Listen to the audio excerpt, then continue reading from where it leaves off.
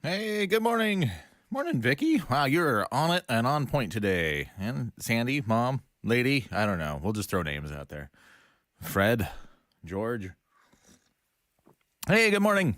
It's been, it's been a long time.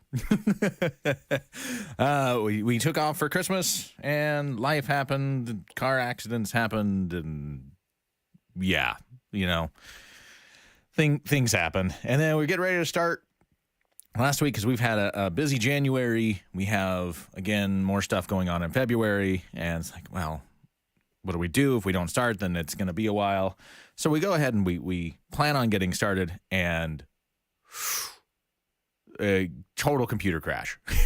It died. Like Windows update destroyed the computer that unfortunately handles everything that we do here. So, yeah. So, took another week to redo the computer setup completely, and we are back up and running, ready to go. And so it's all right. It's all right. We're just going to get going and get doing this. I hope you guys are excited. I am excited for this one. Genesis is, well, it's not a small book. It's not a small book. And it was really kind of funny as we were wrapping up Hebrews. I sat there and was debating, going, wow, what are we going to study next? What are we going to study next? And Genesis just kept coming at me. And I kind of fought it because I didn't want to do it. It's a gigantic book. It covers a wide variety of time frames, a wide variety of topics, a wide variety of literary styles, and it can be a very divisive book. Certain people want to take one thing one way, certain people want to take the same thing a completely different way, and it can really rile people up. And so I just kind of fought it. I was like, no, I don't want to do this. I don't want to do this book. And we just kept going, and we just kept going. And the more and more I fought, the harder and harder, and the more and more it just became apparent that God was saying, no, I want you to do Genesis. So here we are. You know, that's one thing that I stand very heavily for is if God's calling you to do something, do it. It's going to probably be, to some degree, uncomfortable, but that's all the more reason to do it. If God's calling you, just step up to the plate and do this thing. You know, we've done some great books. I love being in the New Testament, dealing with, Jesus and after and how we should act as the church. We've done Nehemiah in the past. This is great. But right now, it's apparently time for us to go all the way back to the beginning and get a good, solid foundation set for what is the scriptures? What is the Bible?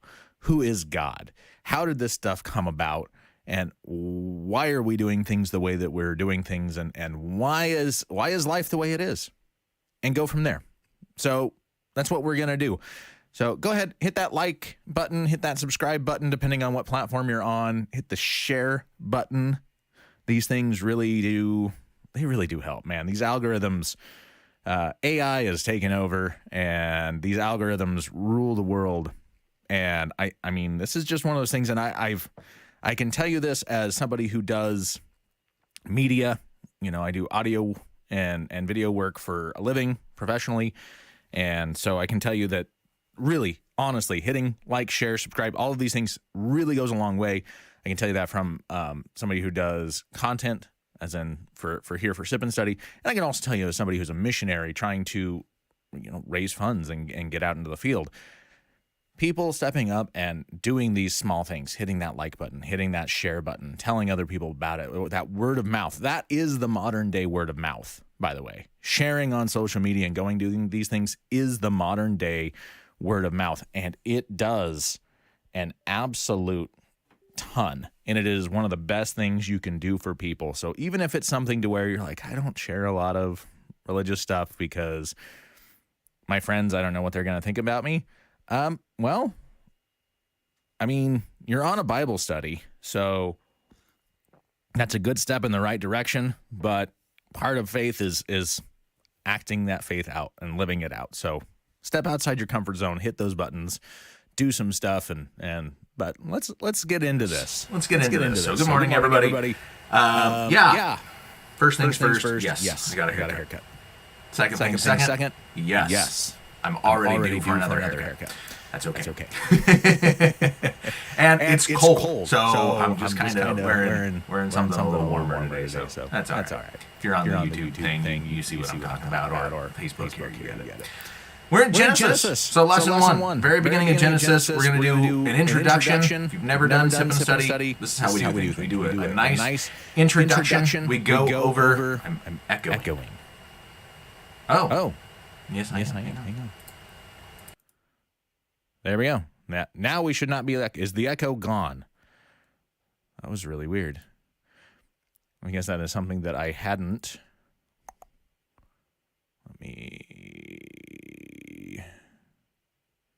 Very interesting.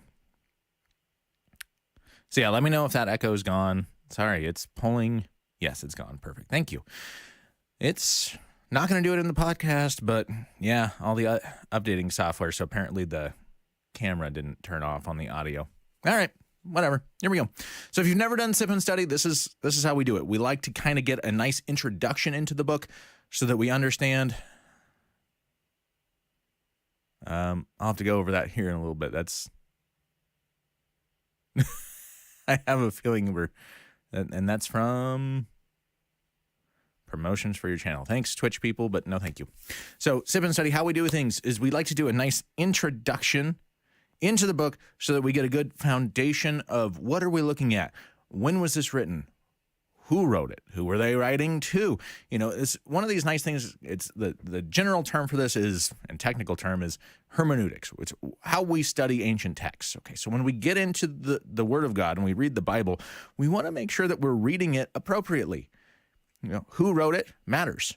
When it was written matters. Who was it written to? Recognizing that it's inspired word. It is the inspired word of God.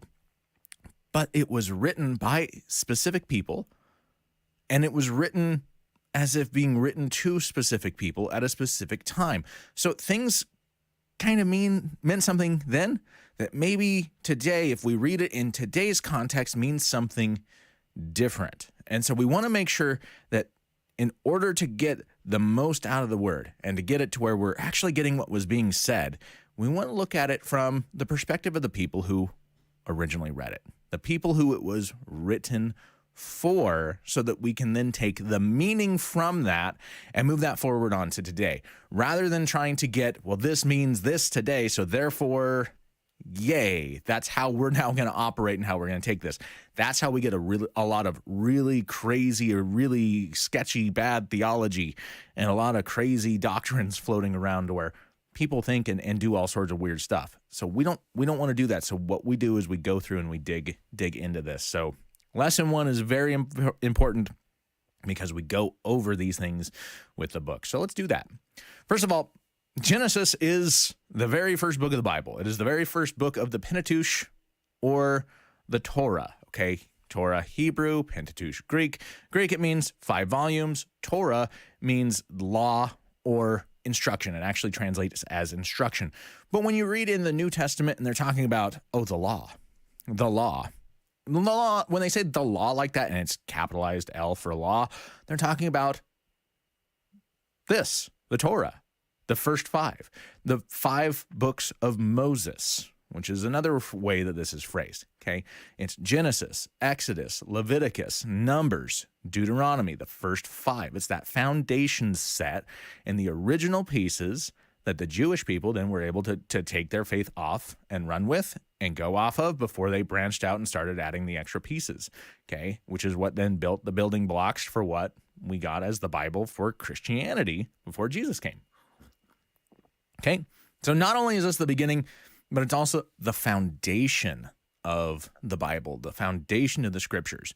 It gives an orientation showing us how God worked and is working.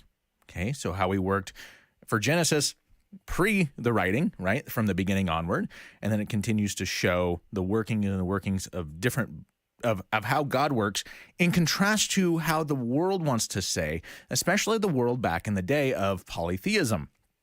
Don't get me wrong, polytheism is still a thing today.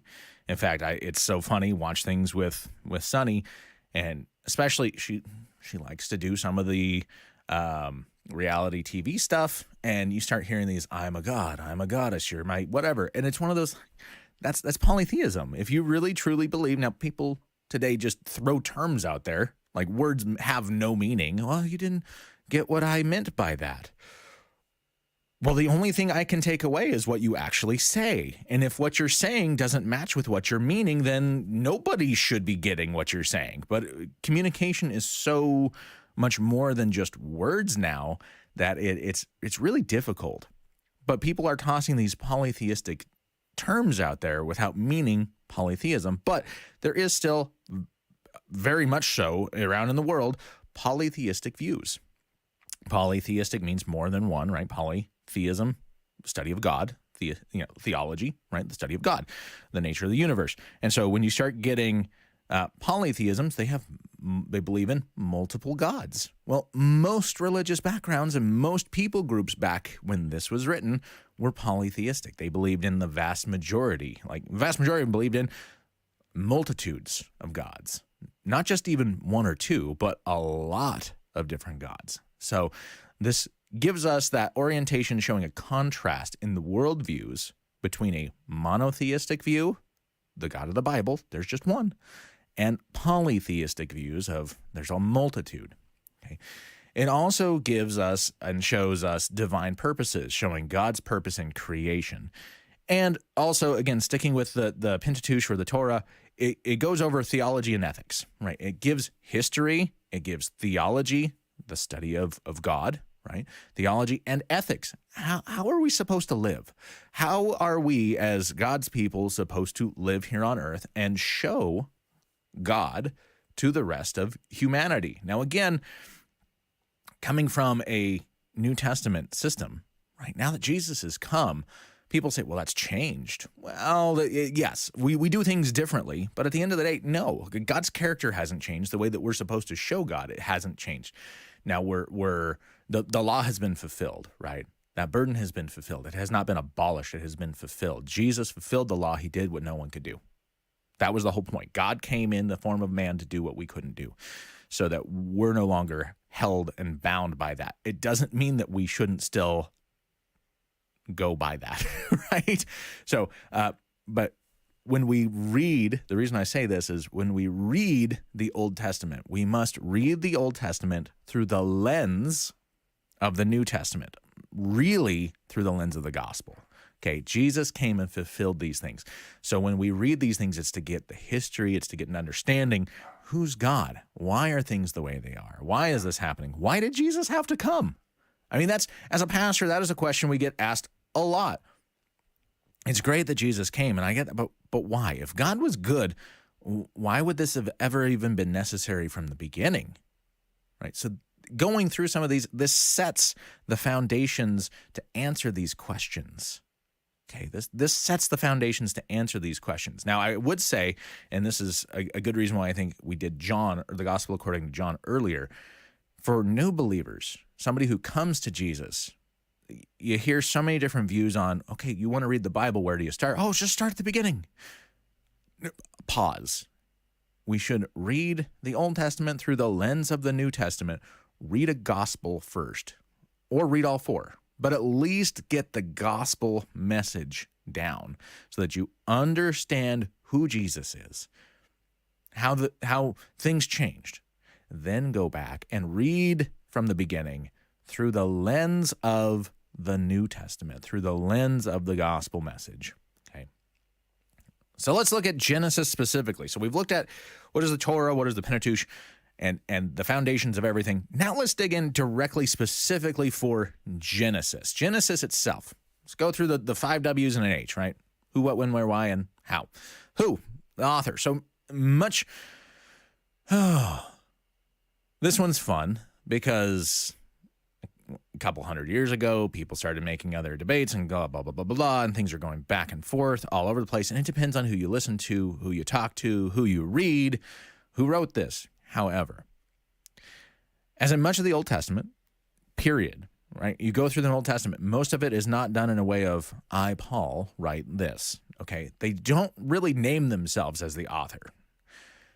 However, Jewish tradition has always accepted that Moses was the author of this. If you go through church history, you go through Jewish tradition, it's always Moses wrote this. These are the laws of Moses. This all comes from Moses. Okay. Jesus himself gave credit to Moses in the Gospels considering this, okay? You also see that all throughout multiple other places in the New Testament and throughout the rest of the scriptures. However, again, about a couple hundred years ago, there were some people saying, well, based off of the writings and yada, yada, yada, this was most likely written a couple 200 to 500 years after Moses was even alive. So clearly this couldn't have been actually written by Moses. And it's gone back and forth whether or not people are saying, yeah, it was maybe just attributed to Moses, or whether or not it was written by Moses. Here's the thing. When people talk about this was written hundreds of years after Moses, is that possible? Sure. Homer's The Iliad was written hundreds of years later, but nobody has a problem attributing that to him. So, okay. But the main reason why people are saying that this looks like it was written later is there are a few key terms. Like the entire narrative, you start looking at the patriarchal stories and things of that nature, and it fits hundreds of years prior to Moses. Like the stories and the names and the depictions and everything, it fits perfectly with what goes on and coming from an oral narrative. But the issue is there's some key terms that come from different time frames that show like, oh, this might have been, from somebody who was in a slightly different culture than Moses would have been, or around different people than Moses would have been. And quite frankly, the Jewish people, they weren't around those people for 300 to 500 years after. So clearly this was written 300 to 500 years after because of that. Pause for a second. Is that possible? Sure. Is it also possible that the scribes who redo the writings, right? That scribes would take the writings and they would write it down. And most were incredibly meticulous in making sure it was word for word. Did the scribes potentially make slight alterations so that it actually made sense for the people of the day? Like a different translation, like we do different translations of the Bible. We've changed it, right? We make the language to where the language makes sense for today. That happens. And that happened all the time. And so most people and most scholars have come to the conclusion that most likely this was already either written or it was oral narrative, and it was then taken and some scribes along the way updated things to make it to where things made sense in the cultural context for the people of the day. And it was most likely approved and okayed by their teachers. So it's okay. However, any way you look at it, it does not negate that the original authorship, even if this was an oral narrative that was passed down from generation to generation, it's always been attributed to Moses. And if Moses was inspired by God and started this, and it started as an oral tradition, oral traditions were held in incredibly high regard. In fact, oral history has been how most people did history for thousands of years. So that doesn't negate this. Okay, it doesn't make it not real. It doesn't make it anything like that. And it doesn't negate the authorship is coming back to Moses. So as far as we're concerned for this study, we're still going to stick with Moses is who has always been attributed as the author for this, whether it's pointing back or oral tradition or he physically wrote it, doesn't matter. We're going to stick with Moses has the authorship of this. All right, what? So the theme of this, the main theme of Genesis is creation, sin, and recreation. It, as a book of theology or the study of the nature of God, it shows much of God's character and a desire for relationship with his creation. It also shows his disapproval and his response to sin or going against God, right? Sin is just going against God. It's missing the mark. It's an archery term. It means to miss the mark. It's going against God, okay? And yet, it also shows his desire to be with his creation and his affection towards his creation and how that shines through. As if it didn't, we wouldn't be here. Okay, so it shows how that shines through. So the theme of this, the main overarching theme of Genesis, is creation, sin, and recreation. And we see that kind of going throughout. Okay, God sets something up, people mess it up, and then God continues to go on anyway and shows the recreation and the rebuilding of that. When, all right, this is again kind of goes back to the authorship piece. Being that Genesis deals with primeval history, meaning the earliest days of at least the earth, but we're going to go all the way further back and say the earliest days of anything, creation, it must be noted that this is a historical narrative, right? When we're starting to talk with the history pieces of this, it is a historical narrative. That's to say, it is a narrative, a story intended to depict and explain what happened. Moses was not there in the beginning. God was. That was it. God was the only one, as we're going to see when we open this up, right? God was the only one in the beginning. Moses was not there.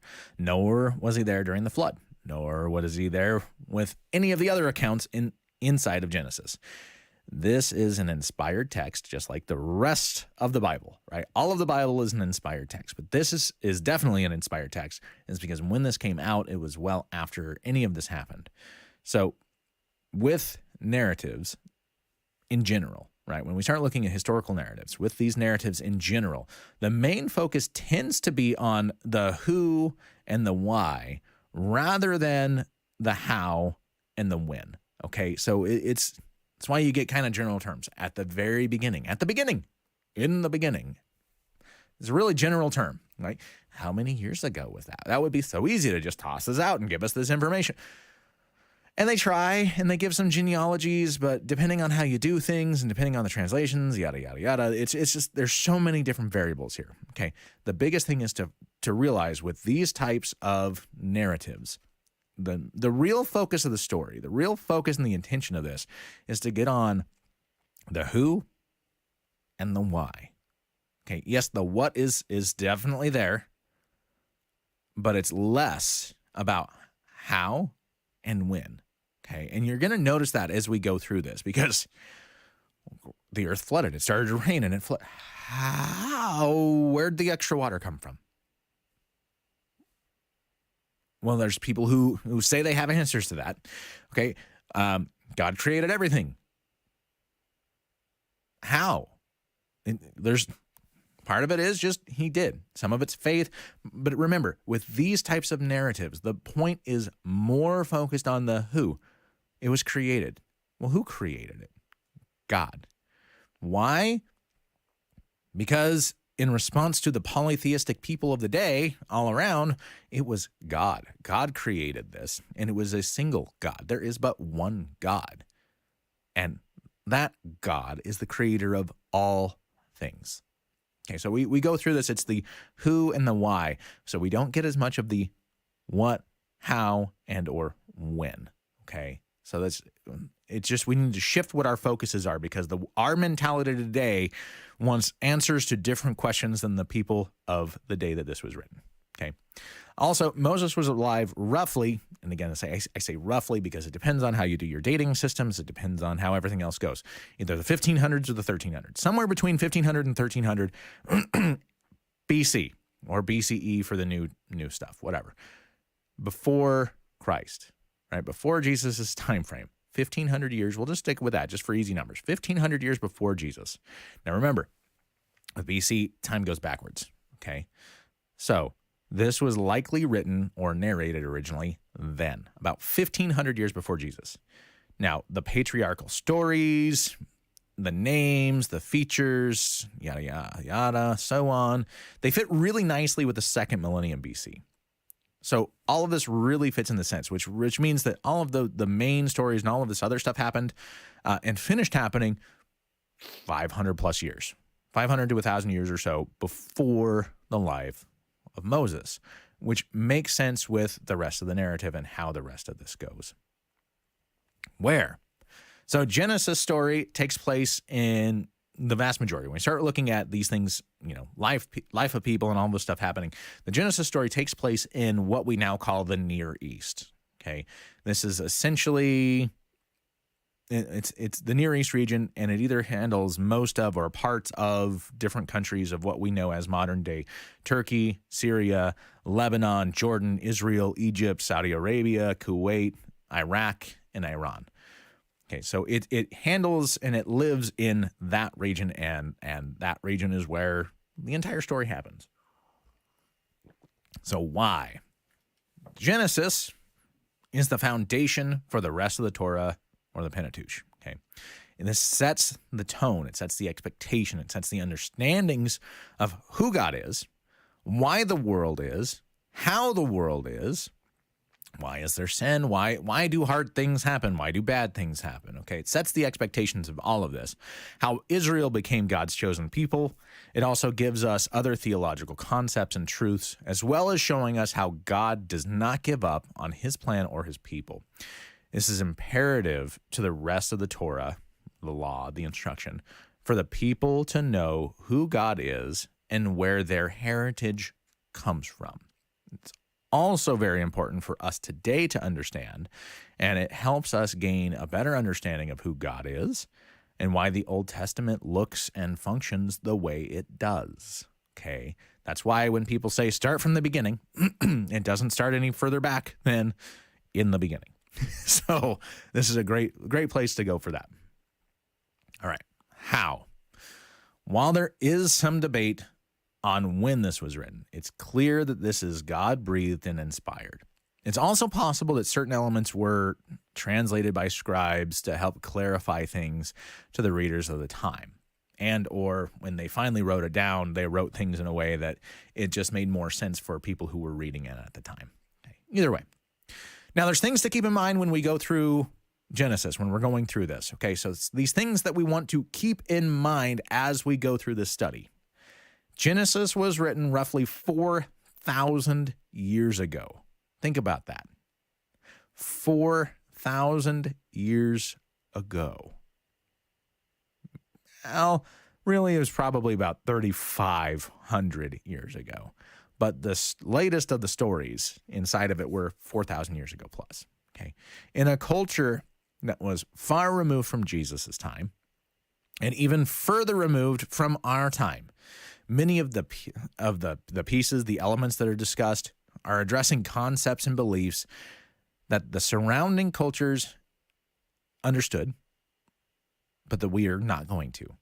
And they use literary techniques that we don't use today.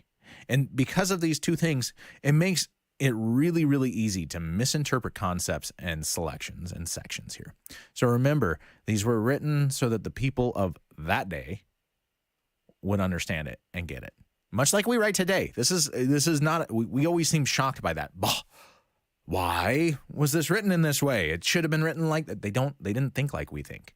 They didn't act like we act. They didn't want to answer the same questions that we want to answer. They didn't consider artificial intelligence writing news stories all day. Okay. Their mindset was completely different than our mindset. And things were written so that people then would get it. It's our job, right? This is one of those give and take. We're in a very blessed time to where Jesus already came. We get that. We get to see the life afterwards.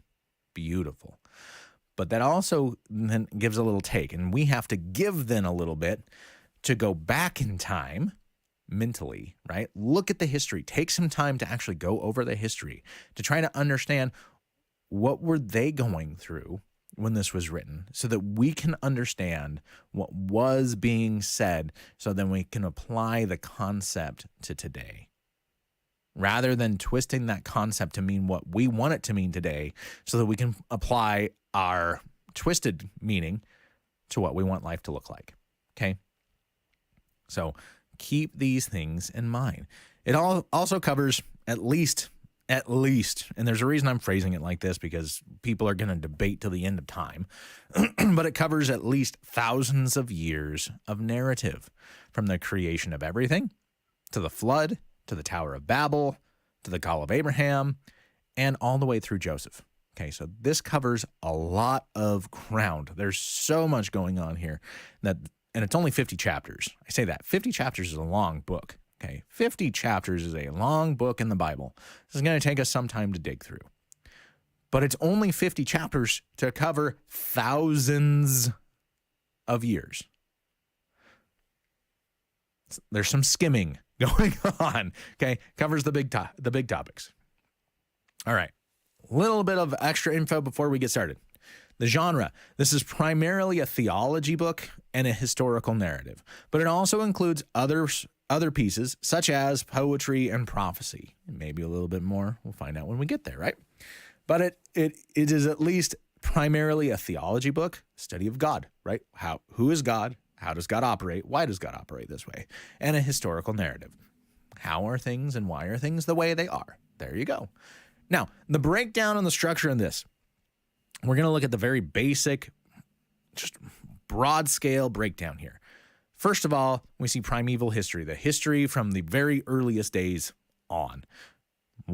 Chapter 1, verse 1, all the way to chapter 11, verse 26. And this is written in a parallel structure. Now, when we go throughout the scriptures, there are two primary structures, literary structures, that are used in the writings of the text. First of all, we see a parallel structure, which you would see in AB, or ABC, ABC. So you're going to talk this type of topic, this type of topic, this type of topic, and then it goes back and it repeats itself. It's parallel, okay? They parallel themselves. We also get a chiasmus, which is kind of, the easiest way I can do this is with fingers, A, B, C, C, B, A, A, B, C, C, B, A. Inside of that chiasmus, we get a different concept. Some say it's similar enough that they count it as the same thing. Others say it's a completely different one. We get a concentric system, which is where it's A, B, C, B, A, B, C, B, A. Right? It kind of goes back and forth, but everything only gets hit once. There's no repeat in the middle of it, okay? So, primeval history, that is a parallel structure from the very beginning all the way through chapter 11, verse 26. Then we're going to get into the Abraham cycle. This is a concentric structure, that A, B, C, B, A kind of thing. And that can go all the way, D, E, F, it doesn't matter. Just these repeats. That's the way that this repeats. It goes all the way up and then back, okay? The Abraham cycle is 1127 to 2224. Then we get some linking material, chapter 23, verse 1, all the way to 2518. 2519 to 3522 is the Jacob cycle. This is another concentric structure. We get more linking material from chapter 35, 23 to 36, 43a. You could argue that it just makes sense to take that all the way to 37:1. This is a parallel. And then Joseph cycle, 37, verse 2 through 50, 26. This is another concentric structure. Why does that matter? Because we need to understand the literary formats as well. Not only is this poetry, is this, but they wrote things in a different way than we write things today. So we like to go from point A all the way to point Z, and we don't necessarily cover a lot of that ground again. Things were done in a very different way because most people had to memorize and remember the things that are there. Not everybody had a bunch of books and stacks of books and a Bible at home where they can just flip through. And so people needed to remember the concepts. And so to do that, they would go up, forward, and then back, or they would re-hit the same concepts so that the concepts were pounded in over and over again so that people would really grasp this. All right, there's our introduction. We have gone through the very, very basics, at least, of the 5 W's and H of Genesis. Now, what do you say? Let's dig into this. Let's get in. Let's look at the chapter 1, verse 1 through verse 19. We're going to read this in the English Standard Version. In the beginning, God created the heavens and the earth. The earth was without form and void, and darkness was over the face of the deep. And the Spirit of God was hovering over the face of the waters. And God said, "Let there be light." And there was light. And God saw that the light was good. And God separated the light from the darkness. God called the light day, and the darkness he called night. And there was evening, and there was morning, the first day. And God said, "Let there be an expanse in the midst of the waters, and let it separate the waters from the waters." And God made the expanse, and separated the waters that were under the expanse from the waters that were above the expanse. And it was so. And God called the expanse heaven. And there was evening, and there was morning, the second day. And God said, "Let the waters under the heavens be gathered together into one place, and let the dry land appear. And it was so. God called the dry land earth, and the waters that were gathered together he called seas. And God saw that it was good. And God said, let the earth sprout vegetation, plants yielding seed, and fruit trees bearing fruit in which is their seed, each according to its kind, on the earth. And it was so. The earth brought forth vegetation, plants yielding seed according to its own kind, and trees bearing fruit in which is their seed, each according to its kind. And God saw that it was good. And there was evening, and there was morning, the third day. And God said, let there be lights in the expanse of the heavens, to separate the day from the night, and let them be for signs and for seasons, and for days and years. And let them be lights in the expanse of the heavens, to give light upon the earth. And it was so. And God made the two great lights, the greater light to rule the day, and the lesser light to rule the night, and the stars. And God set them in the expanse of the heavens, to give light on the earth, to rule over the day and over the night, and to separate the light from the darkness. And God saw that it was good. And there was evening, and there was morning, the fourth day. All right, so we're only going to cover 4 days because, well, if we just started, we might have gone all the way through day 7, but we didn't. We did a full introduction, so we didn't. So this breaks down into 4 basic sections. First of all, we see in the beginning, verses 1 and 2, verses 3 to 8, days 1 and 2, day 3 is 19 to 13, and day 4 is verses 14 to 19. So first of all, before we really get going on this, the creation narrative and preface here, okay? The preface, we'll say things all sorts of ways. It's fun. Basically everything prior to chapter 2, verse 3. And even then, it still feels very much like it. But this section specifically really feels much like oral history narrative. This just comes about as if we're just telling that story to just, this is how it is. And you're sitting around the fire. Right now we would say sitting around the campfire, but sitting around the fire in the evening time. The sun's going down, things are winding down, and you want to pass on this knowledge to the next generation. And this just feels, the way this comes off, it feels like something that we've just told, and has just been told so often that it's just to teach the kids so that they would remember it, so that they could teach their children around the fire, so that they could teach their children around the fire and go. Okay. All right, let's look at verse 1. In the beginning, God created the heavens and the earth. Okay, in the beginning. The Hebrew here, Bereshith. And yes, no, I don't really speak Hebrew, so if I mispronounce this, if you speak Hebrew and go, that's not right, yes. I'm not going to argue with you.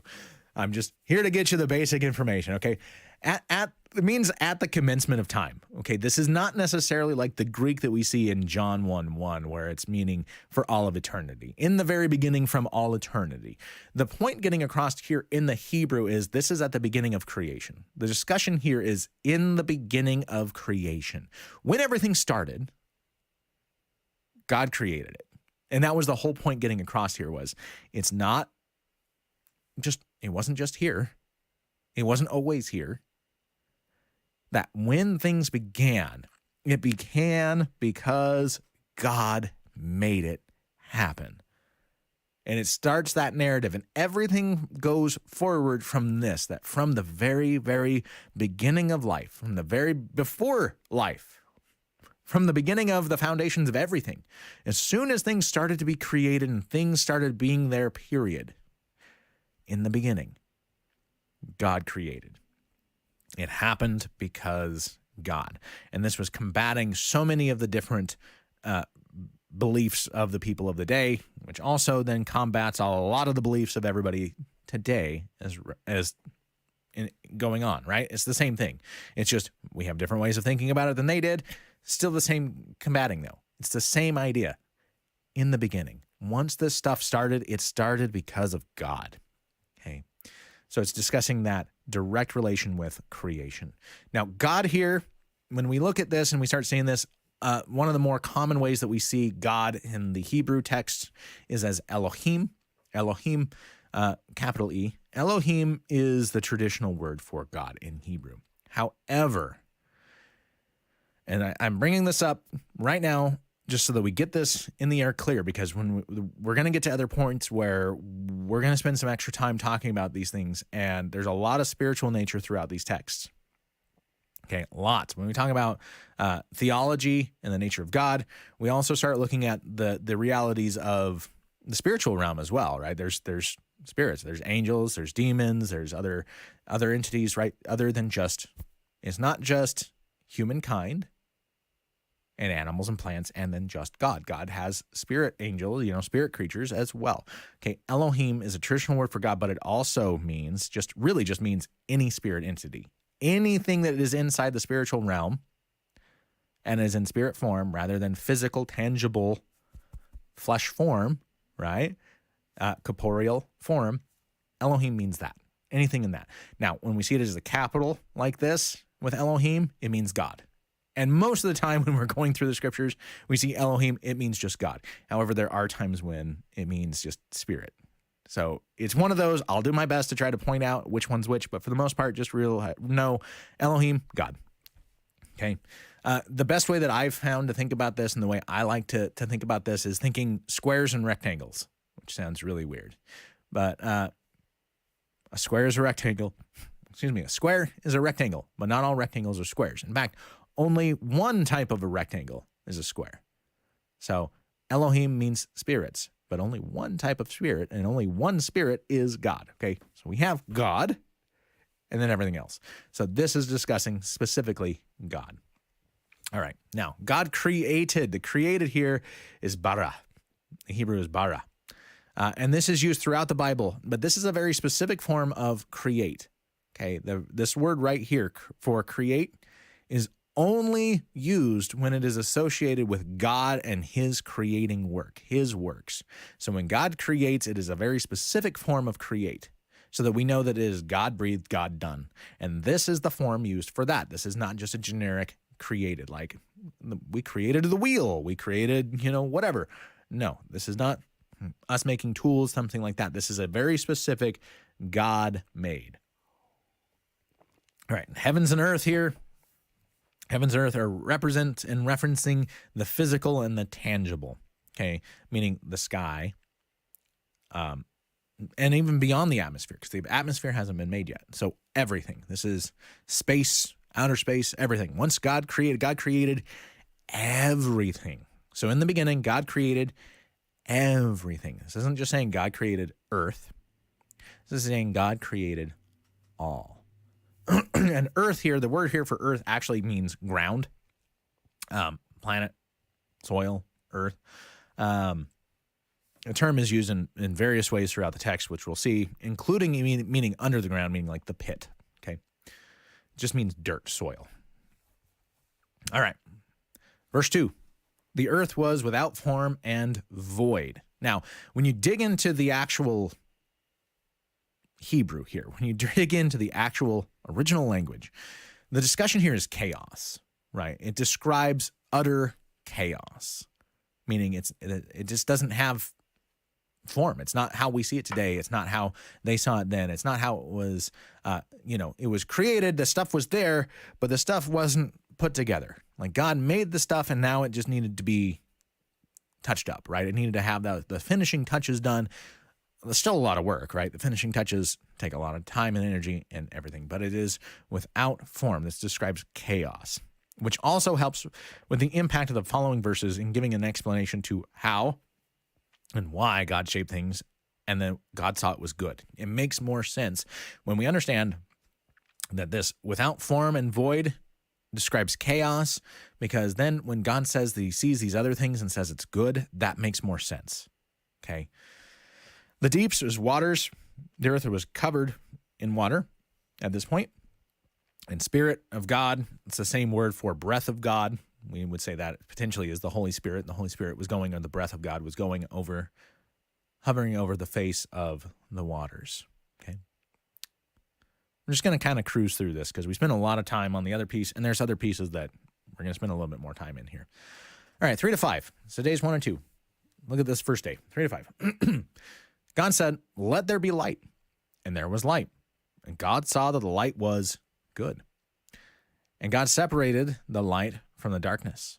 God called the light day, and the darkness he called night. And there was evening, and there was morning, the first day. All right. God said, and God saw. God's creation of light and created light, and thus day.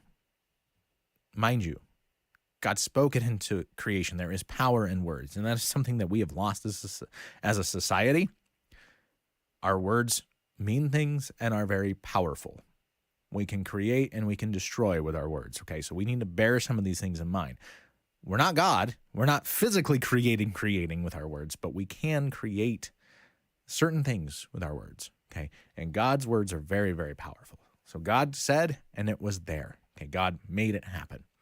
God created light, thus day, beginning the order in which, beginning to create order to get rid of this chaos, right? To replace the chaos. And he saw that it was good. It's important to note here that this light is not from the sun. The sun isn't created until day 4. Okay? So this is not from the sun. There is just light. Now, you read through different commentaries and things. There's light is basically just energy, and this can come from any sorts of thing. It could have come from God himself. Okay? God's creating this, so it's you can always argue and say everything comes from God himself. But just recognize this isn't the sun, right? This light is just there. Light is there for the day. Light is not there for the night. We're already seeing this cycle approaching, and we're seeing order come from chaos. And God says it is good. Now, there are several theories here. Okay, so this is something we really want to point out. And I'm sorry, my nose, for those of you watching the video, my nose is itching. I'm starting to get to that point. But, is what it is. All right, here we go. So several theories here on how the days work out. And this is part of the reason why I hesitated doing Genesis at all, is because when you talk Genesis, one of the big things that people always get to is the very, very beginning of Genesis, and they struggle getting beyond this, is, well, science tells us that the earth is millions or billions. It keeps changing. It was millions. When I was a kid, it was millions of years old. Now it's billions of years old. And I started hearing things the other day where people are starting to talk about trillions of years old. It just keeps getting older and old. I mean, obviously every day it gets older, but it compounds. Our dating systems and the way we do these things are so not necessarily completely accurate. And you start saying, well, what happens and what makes things change to this degree, which makes it age? Well, pressure, temperature, would maybe happen over a flood or anyway, during creation, create things. There's usually heat involved. But anyway, there's so many different things and variations here of thought on what do the days mean? How does this break up? Is the earth really only thousands of years old? Is everything only been around for thousands of years? Is it been around for millions or billions or maybe even trillions of years? Well, and you get a very divisive stance to the point where people will actually say, and I've heard this, it isn't me just making it up. People actually do say this sometimes, not always, but sometimes. If you don't believe in a literal thousands of years, how the creation story says it, then you don't believe in God and you're going to hell. Pause. Whoa, hang on. Do we really believe, and you got to ask yourself, if that's your stance, you got to ask yourself a really, really hard question right now. You're saying that is a salvation issue, that God is going to be standing up there, for lack of a better term, at the pearly gates. And when you get there, he's going to say, all right, did you accept Jesus as your Savior? Yeah, okay. Well, great. And then you start going down the other list, Calvinism versus Arminianism. Do you believe that you had nothing to do with this? Oh, good. Either way, whatever, okay? And then he's going to get down this long list of things, and at the very end of the list, he's going to say, now, do you believe that I created, as it was written in Genesis, that I created the earth in a literal 6 days, rested on the 7th day, and that everything is only thousands of years old? And by the way, how you answer this determines whether or not I'm letting you in or sending you down below. This is not a closed-handed theology piece, okay? Not a close-handed theology piece. This is no one-handed theology piece. This is something where we can talk about, we can discuss, we can debate in different forums, then please right here on the chat. But you can discuss this. And there are different theories, and everybody has their reasons for whatever theory that they're going with. However, the main theories are as follows, and we're just going to cover 3 of these. 2 of them are very, very similar. One is something completely different. The main theory that says the Earth is millions or billions or maybe now even trillions of years old is a theory known as the gap theory. Now, the gap theory says that there's a specific time between day 1 and day 2 to where there's just darkness and void, and it doesn't say anything. Like there's nothing there. In fact, there wasn't even light until the first day. And so not day 1 and day 2, but between verse 1 and verse 2, let me say this right. Between verse 1 and verse 2, there is a non-defined time period. We don't get into the first day until verse 3. God said, "Let there be light." And all of a sudden we get this. Now, when God created, the theory is, hey, that could have been millions, billions, trillions of years. We don't know. It's not specified. There is room in the text and room in the language to say, potentially, that the earth is millions or billions of years old. Okay. That's a possibility. Now, this is claimed by, let's just go through here. I'm going to read what I wrote here. The time between the initial creation in verses 1 and the chaos void in verse 2 is vast, okay, and possibly millions or billions of years. This is claimed by the desolate void in verse 2 not matching with God's perfect creation that we see in verse 1. God created, and when God creates, he creates right. And all of a sudden in verse 2, there's chaos and a desolate void, which seems to be that that's not how God intended it to be and not how God would have created it. So first of all, this theory claims that the narrative is God recreating or repairing creation, which we see a time and time again throughout the story of Genesis, which, I mean, you talk about that, it seems to fit, okay? That this is God repairing or recreating rather than the initial creation itself. And that says that the days are that, okay? Now we get another thing here. I guess we're going to do four different ideas. This one is also kind of tied in with the gap theory. So a lot of times people will have the gap theory, will also hold on to the second theory. But it's saying that the days are symbolic for the ages of development and could thus be thousands or perhaps even millions of years per day. Now, the Hebrew term here for day is yom. Now, yom literally means day. Yom Kippur, the day of, okay? Day of Atonement, right? Yom is day, okay? Can mean a long time. If you look at how Hebrew is used, that day traditionally does mean single day. Like whether that be a 24-hour period or in the Hebrew system, the original Hebrew system, in fact, even what they follow today, sun up to sundown is a day. And then you have night.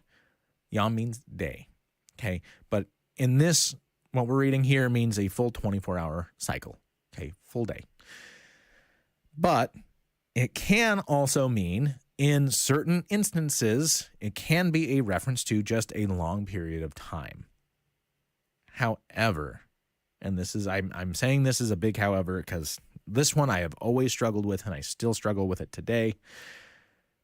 That goes against the direct context of what's being written and the context that we see in day 7 with the rest. Clearly, we're not going to have you're not going to work for 60,000 years and then rest for 10,000 years. I don't think that's what's going on here. And so we don't see that references with that. And if that was the reference and that's what that meant, then it would mean it all the way through the whole thing. You can't just pick and choose and make it be whatever you want, okay? Gap theory, fair enough. Do I agree with it? Personally, no. I don't see that as how this is. I know a lot of people who do. Great. Let's shake hands. Keep going. That's fine. Another version here is that each day, a 24-hour period, God displayed and revealed a or some of his creation, meaning that God worked part of that day and then potentially took the rest of the day or that night off and restarting again later. So saying, because in Jewish tradition, you'd work throughout the day and then you didn't work at night. Okay. And then the fourth is each day, meaning 24-hour period, was filled with 24 hours of God continually working on his creation, meaning that there were literally 24 hours of divine activity happening each of those things. I think it's somewhere between the third and the fourth options there. I think personally, my take on this, they're referencing actual 24-hour periods of time. How much of that time God was working, that's up to God. I was not there. I don't know.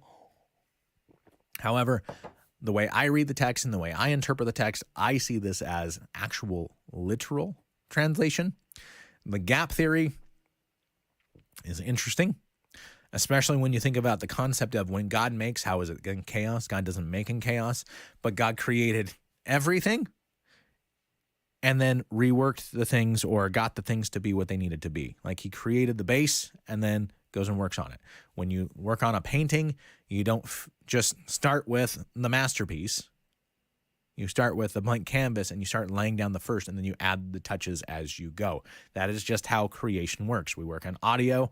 We start with a base, and then we go through and we add and add and add and change things up as we go to get to the finished product. So this makes sense to me. In all forms of creation, this seems to make sense to me that this is the way it goes. So that's where I personally stand. But with here at Sip and Study, we like to give you the information and let you come to the decision through prayer and through study and working with God on that. All right, 6 to 8, day 2. And God said, "Let there be an expanse in the midst of the waters, and let it separate the waters from the waters." Very weirdly written. And God made the expanse and separated the waters that were under the expanse from the waters that were above the expanse. And it was so. And God called the expanse heaven. And there was evening and there was morning the second day. All right, so very oddly phrased pieces here, okay? The earth was basically just covered, according to the text, when you read the text and you get through it, the earth was essentially just covered in water. And that was it. We're starting to really just focus down on earth, okay? And it was just water, okay? And God said, well, let's separate the waters. Okay, so this is meaning that there was so much liquid and things into the atmosphere that everything was just straight waters, okay? So here we're seeing the creation of the atmosphere. It's interesting to note that in ancient Hebrew, in the ancient Hebrew mindset, that the expanse or the atmosphere, the actual dome, right, around what's holding in our atmosphere, oxygen, nitrogen, methane, all the other pieces that are inside of that, they believed that this atmosphere, the top of the dome, was considered to be some type of a metal or an alloy or it was a hard substance that couldn't get through in or out. Okay, which we're it's pretty close. You talk about the amount of friction that happens upon entry and re-entry and leaving the Earth. Now that we're doing space age, we're starting to see it's really difficult, and it was hard. And they considered it so hard that it would be something like a metal alloy or some really, really hard stone that had that glossy blue shine. In fact, let's take a look here at Job 37:18 to give us a point of reference. Can you, like him, spread out the skies hard as a cast metal mirror? And also take a look at Exodus 24:10. Says, and they saw the God of Israel. There was under his feet as it were a pavement of sapphire stone, like the very heaven for clearness. Okay, so they saw this in that mindset of it being something incredibly hard, like sapphire stone or a hardened metal alloy that was reflective so that you could see back. Okay, now the expanse here, called heaven, is what we would term the sky. Okay, it literally means, the word here in this is referencing the sky. It says heavens and called heaven. It's not discussing multiple layers of heaven. When you see these things and references, it's meaning sky. Okay, we have the sky, the atmosphere is potentially another one, like the actual edge there, the actual universe and the outer space. And then we get another piece that we would consider the spiritual realm, heaven, like where God resides in heaven. Okay, so that's what that is. Okay, this right here is in reference to the sky. Okay, we're referencing the sky. Okay, this term in Hebrew, it does occur 420 times throughout the text. And only in very select times does it refer to the actual spiritual heavenly realm. This here does refer to sky and or atmosphere.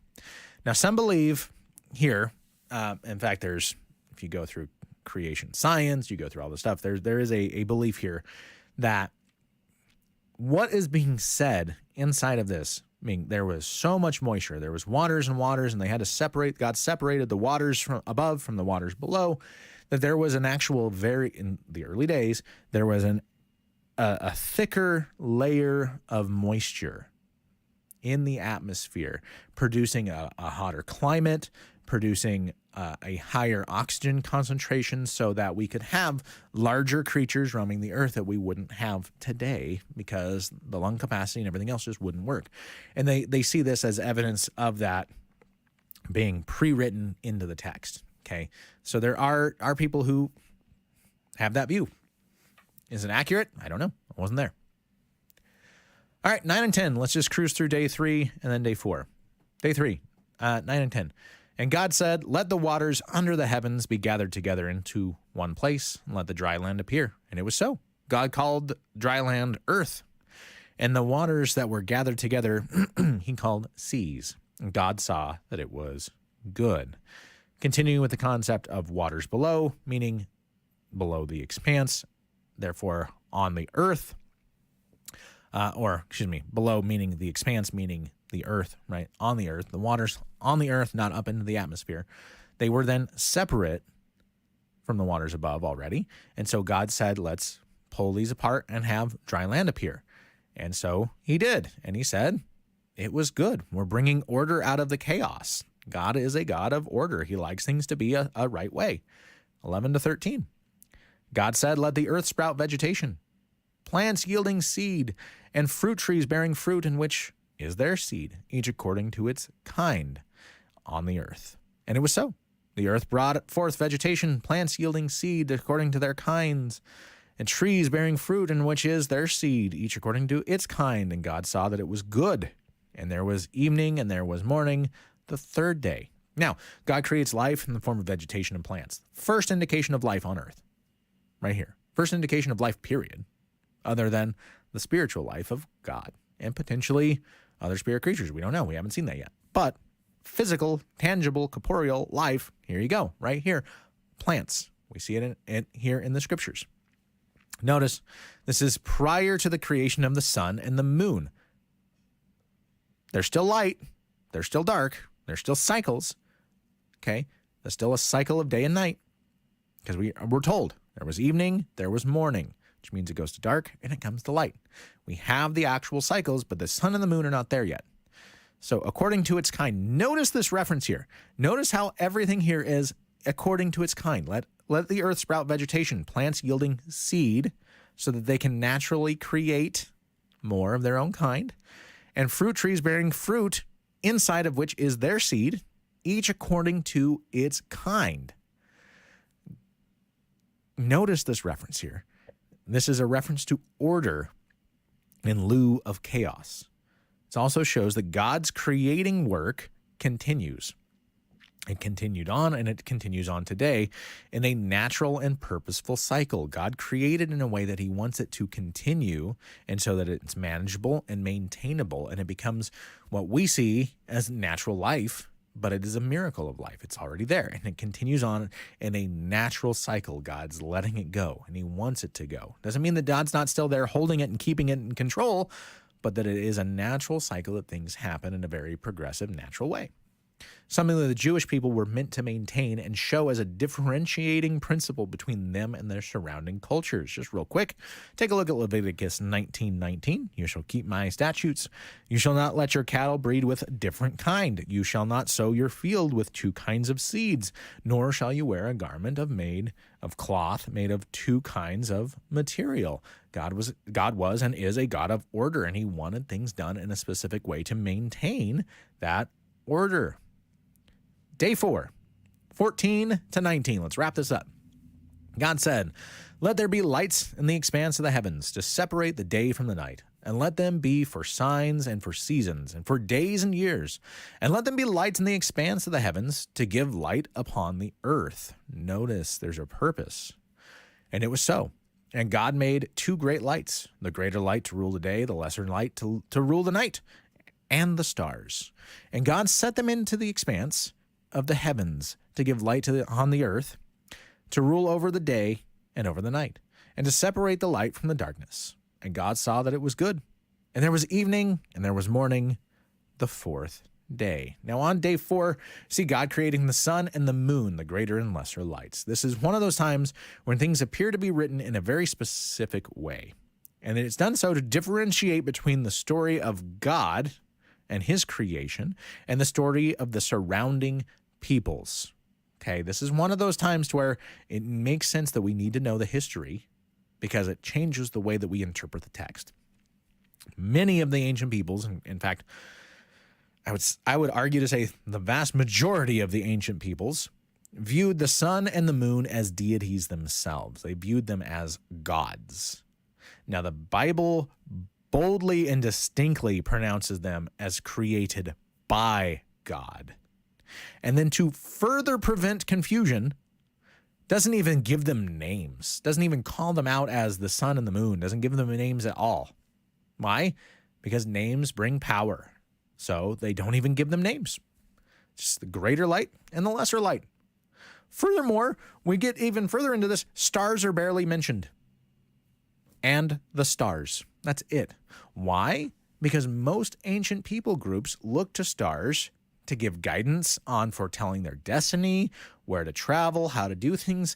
They saw more spiritual revelation in the stars because the sun and the moon could control the stars. And they would talk to the people through the stars. Take a look at Jeremiah 10:2. Thus says the Lord, learn not the way of the nations, nor be dismayed at the signs of the heavens, because the nations are dismayed at them. Okay, saying trust God, don't necessarily trust what you're seeing in the stars, because the stars don't give the picture. Okay, this depiction of the sun and the moon goes even further than saying that they were just created, but it gives indication that they are there to aid mankind and the rest of God's creation. Okay, they're there to aid God's creation, not to control God's creation, which is what gods, these other deities, the sun god and the moon god, all these would be doing, is they would want to control and we'd have to appease them. But instead, not only are they not gods, God created them and they're there for our aid and for our benefit, not for controlling us. Okay, these other beliefs and other religions would believe that they controlled the people and the people needed to appease them. The Bible says there was already light and darkness. God then created the sun and transferred that energy into the sun so that the sun would create that, okay, into the stars and all of these. They're there for our blessing, not there to control us. Okay, let them be for signs and seasons for days and years so that we can track time. They're for our benefit. All right, what can we take away from this? So the major takeaways here is that God created, and nothing that was created was done so by accident. God is a very purposeful God, and he creates in a very specific way.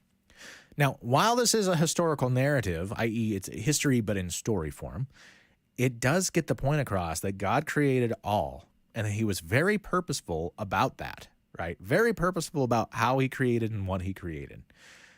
Now, there are different beliefs and theories about the timeline of creation. We should major on the majors. God created, okay, period. God did the creation. Any of the Christian beliefs on this, whether you're taking a gap theory, whether you're taking this, these were ages of creation and ages of the earth theory, or literal 24-hour theories, whichever way you want to go about this, major on the majors. God was the one that did the creation, okay? God created. God did it. And he was purposeful about it. There is one God, and he is the one who made things happen and made all things. Major on the majors. And finally, When God was creating, he saw that it was good. God loves his creation and wants to see it maintained and used as it was and is meant to be. He doesn't make mistakes. Okay, he doesn't make mistakes. And that includes you. Father God, thank you so much for today. Thank you for your word. Thank you for getting us here into the book of Genesis and showing us the story of the creation here and the story of how things began and how things started and how your power and your majesty rules through and shows how gracious you are and how purposeful and caring you are and how you like order and you do things on purpose and that things aren't an accident and that we're not an accident and that we're meant to be where we're at and do things, and that we should follow you. So God, I ask that you give us the courage and the strength to go out the rest of this week to do what it is that you're calling us to do, to reach out to the people that you're putting on our hearts to reach out to, God. Just ask that you be with us, continue to be with us. In Jesus' name, amen. Well, thank you guys so much for being here today, hanging on and waiting for this to start up, and we're going strong. So we will see you guys next time. Until then, God bless.